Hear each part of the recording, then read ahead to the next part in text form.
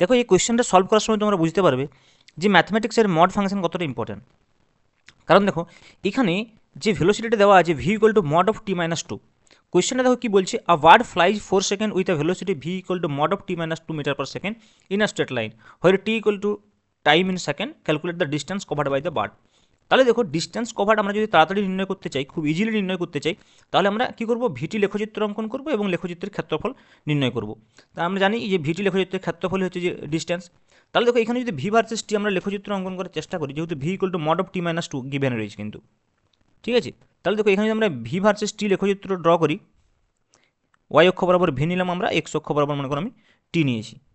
ওকে, তাহলে দেখো এই পয়েন্টে যদি আমরা টি ইকুয়াল টু টু বলি, তাহলে এই পয়েন্টের সাপেক্ষে যে গ্রাফটা হবে সিমেট্রি হবে, দেখো টি ইকুয়াল টু টু এর সাপেক্ষে। তাহলে এই দিকে একটা আমি বলছি আর এই বরাবর যাবে, এই বরাবর কত দূর অবধি যাবে, টি ইকুয়াল টু 4 সেকেন্ড অবধি, but flies for 4 second with velocity. তাহলে এই দিকটা আমার 4 সেকেন্ড অবধি যাবে, তার মানে এটা হচ্ছে 4 সেকেন্ড। আর এইটা টি ইকুয়াল টু জিরোতে, দেখো এই ইকুয়েশনটা থেকে আমি যদি আমরা দেখি টি ইকুয়াল টু জিরোতে ভি ইকুয়াল টু টু, কারণ দেখো মড অফ মাইনাস টু মানে টু আমরা বলতে পারি। তাহলে টি ইকুয়াল টু জিরোতে ভি ইকুয়াল টু টু। তাহলে দেখো এই যে আমাদের এখানে ত্রিভুজটা তৈরি হয়েছে, যে ট্রায়াঙ্গেলটা তৈরি হয়েছে, এর ক্ষেত্রফল নির্ণয় করতে হবে, দুটো ট্রায়াঙ্গেল এবং দুটো সিমিলার ট্রায়াঙ্গেল। তাহলে এখানে যদি এস বলি, তাহলে আমরা বলতে পারি যে টু ইন্টু, দুটো ট্রায়াঙ্গেল আছে, দুটো ট্রায়াঙ্গেল, একটা ট্রায়াঙ্গেলের যদি আমরা এরিয়া নির্ণয় করি, তাহলে হাফ ইন্টু ভূমি ইন্টু উচ্চতা, তাহলে হাফ ইন্টু ভূমি ইন্টু উচ্চতা। দেখো ভূমিটাও রয়েছে 2 আর উচ্চতাও রয়েছে 2।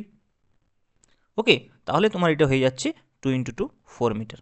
ওকে, এভাবে কিন্তু তোমরা ইজিলি সলভ করতে পারবে।